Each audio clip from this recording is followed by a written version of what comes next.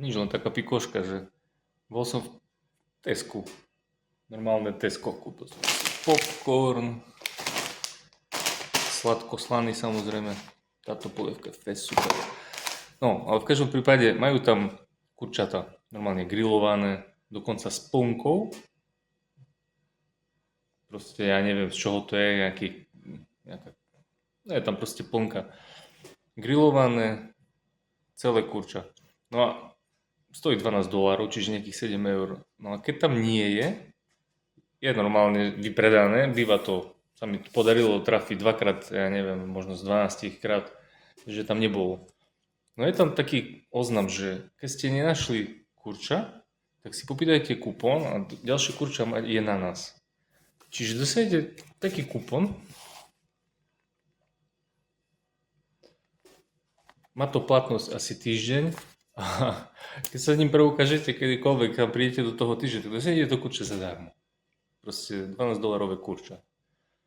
No, tak asi majú v tom nejakú logiku, ako chápem, keď sa vyhadzuje toľko jedla, že proste keď tam nejaký taký Slovák, jak ja, príde raz, dva razy za týždeň, tak na to neskrachujú a niečo k tomu kúpim.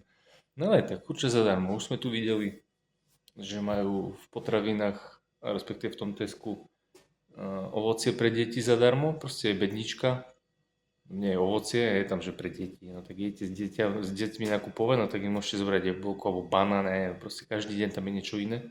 Ale pre deti to je zadarmo. No takže tak. Austrália. Zajtra ideme do Fremantle, to je také prístavné mesto, je tam najstaršia budova v celej Austrálii. Samozrejme najstaršia, no 200, ja neviem, koľko, 220 rokov alebo koľko má.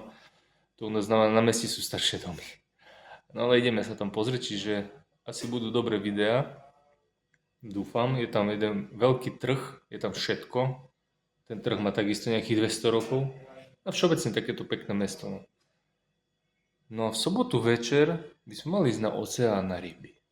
Tak som sám zvedavý, že čo to bude, lebo ideme na noc, ideme na pláž s autom, zaparkujeme tam džip, vyťahneme udice a ideme chytať žraloky. Teda nie, že chytať a zobrať, ale chyť a púšť. Ale tak minule chytili vraj 2,5 metrového žraloka.